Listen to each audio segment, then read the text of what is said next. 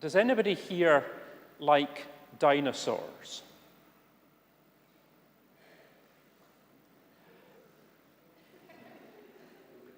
Do you like dinosaurs?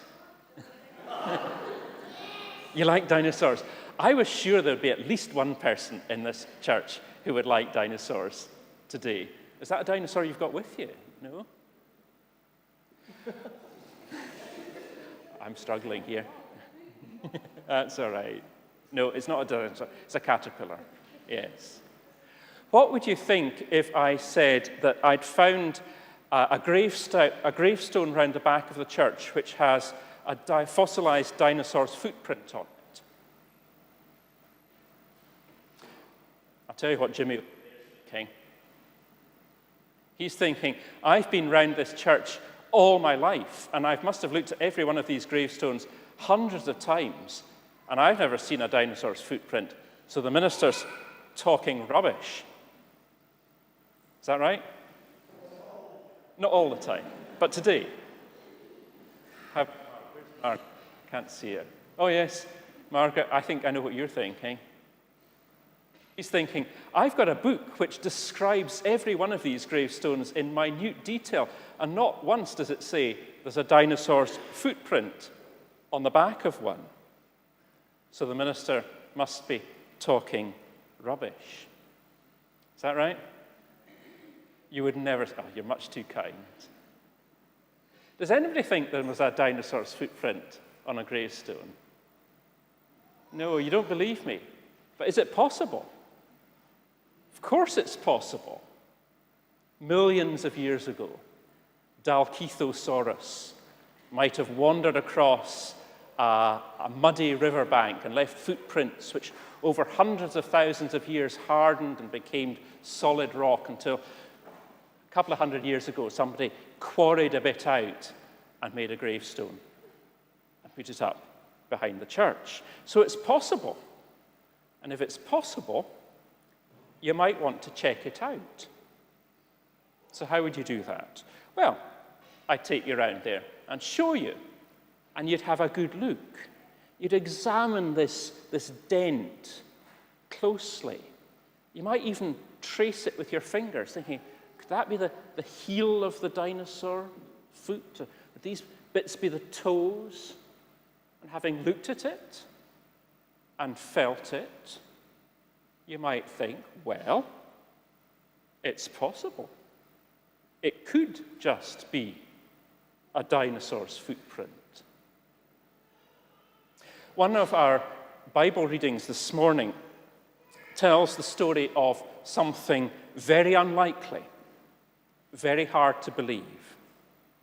It tells about how quite a few of Jesus' friends had an experience of meeting him alive after he had been killed. And they told one of their other friends, Thomas, about this experience, and he thought they were talking rubbish.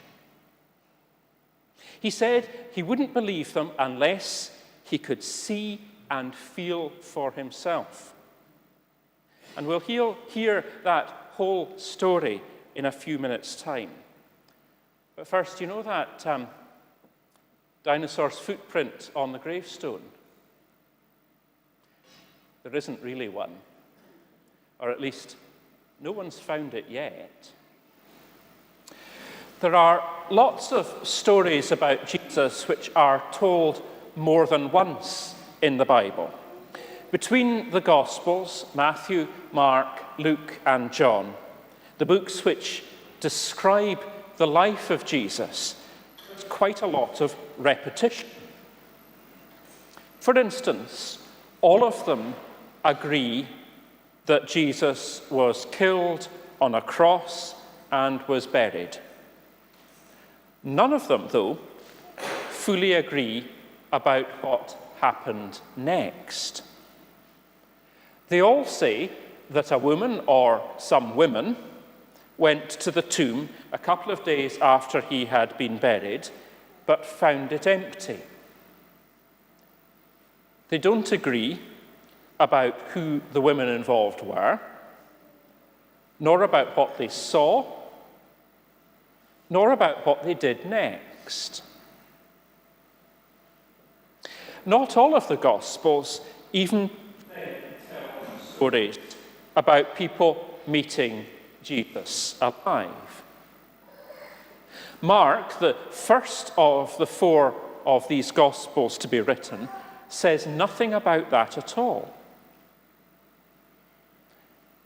And the stories about what are called resurrection appearances in Matthew, Luke, and John are all different.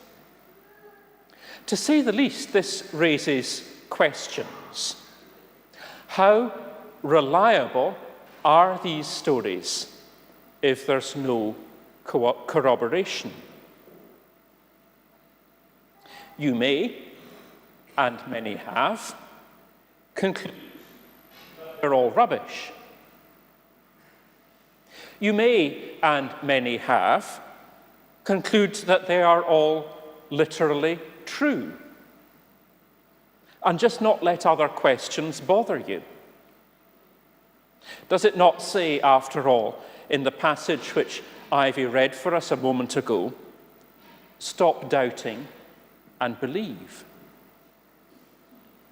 But what if you can't shake off that doubt that it might not all be rubbish, and still you cannot quite bring yourself to believe that it's all factually true? The story that we have heard this morning of Jesus and the disciples and Thomas is only told in John's Gospel. As I've said on other occasions, this was written something like 70 or 80 years after Jesus' death. It is not an eyewitness account. It's a story told in a community of people, most of whom, as the story says, had not seen and yet had believed.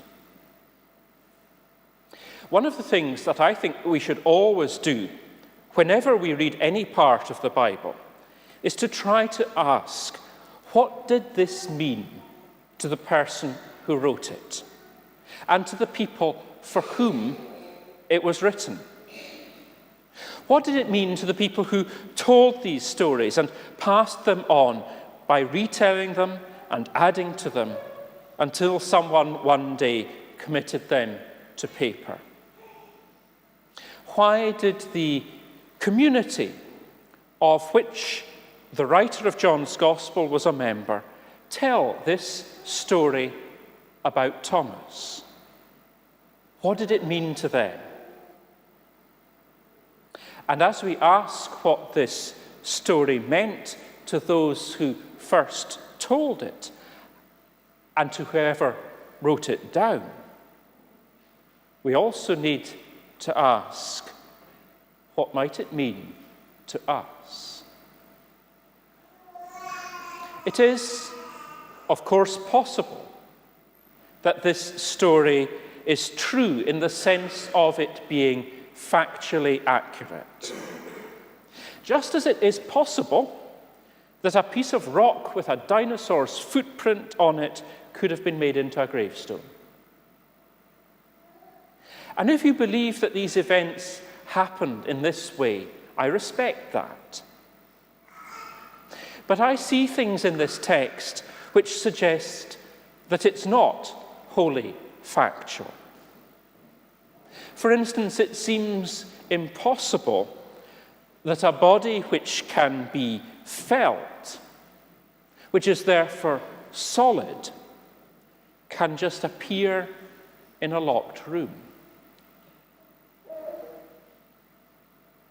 Also, no one goes around breathing on other people. That must be symbolic. And if, as it says, these appearances were only a week apart, and the disciples spent that week afraid and hiding in a locked room, who were all these people who have not seen and yet have believed. I'm not pointing out these problems to damage anyone's faith. I'm raising these questions so we can understand, or try to understand, what this story really means. I'm sure we're all familiar with the phrase doubting Thomas. It comes, of course, from this very story. And to be called a doubting Thomas is never something which is meant as a compliment. But I think that Thomas is actually the hero of this story. He's the hero because he represents everyone who has ever wondered if any of this business of faith makes sense. He's the hero because he's the one who dares to ask the hard questions. He's the hero because he thinks for himself. In life, Jesus told many stories which are known as parables.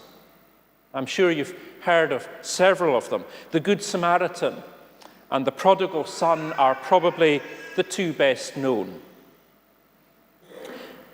No one thinks there was really a particular man who one day was mugged as he traveled from Jericho and was looked after by a passing person from Samaria. Though everybody who heard that story when Jesus told it would have known that that was a dangerous road, where bad things frequently happened to people, where they were assaulted and robbed. And in the same way, no one seriously thinks that there was an actual young man who took his inheritance and went off to a foreign country and squandered it. Though everyone, when they heard Jesus telling this story, would have recognized the temptation or known of somebody who did something similar. These stories which Jesus told, though not literally factual, are sufficiently close to real experiences to be able to teach us things. And I think that the story of Thomas is a parable too. A parable told by a community of which the writer of John's Gospel was a member. And I think its purpose is to teach us things too, like all parables do. So, if it was told in order to teach, what does it teach? I suggest that it teaches that faith and doubt are not opposites, but integral to one another. I think it teaches us that asking questions is fine. I think it teaches us that it's normal when it comes to things of faith, not to be sure. It's a story, a parable told to give encouragement to those who have not seen, yet still hope and trust in the ongoing presence of Christ in the world, in the lives of those who try to follow him, in the life of the communities, like this one, our one here in Dalkeith, which try to embody the risen Christ and to stand for what Jesus stood for. It's also a story which makes the two central post-Easter claims. The first post-Easter claim that it makes is in the words of the disciples to Thomas. They told him, "We have seen the Lord." It's a way of saying that Christ is a living, life-giving reality in the lives of those who try to follow him. It's a way of saying that the story of Jesus does not end on a cross, but goes on in and through the lives of those who find meaning and inspiration in him, in relationship with others who also have this experience. And the second great post-Easter claim that this story makes is in the words of Thomas to Jesus. He says, "My Lord and my God." This is a profession of faith. A profession of faith which alters the lives of all who make it. It's a declaration of allegiance, a declaration that, like Thomas, we are people for whom God is the ultimate authority, not any other authority, not state or government or ideology or economic system. Today, in celebrating Grace's baptism, we as a community express the hope that she will come to recognize and rejoice in God as the ultimate authority in her life. For that will lead her into a life which is a blessing both to her and to all around her. And we hope that she will find meaning and inspiration in Jesus, and a home within the community of those who hold Jesus dear. Baptism, of course, doesn't guarantee any of that, but it is a sign that the way to God is always open, that it is always there, and that everyone has a right to take that path, to walk that way, whatever the strength of their faith, whatever the depth of our doubts. Amen.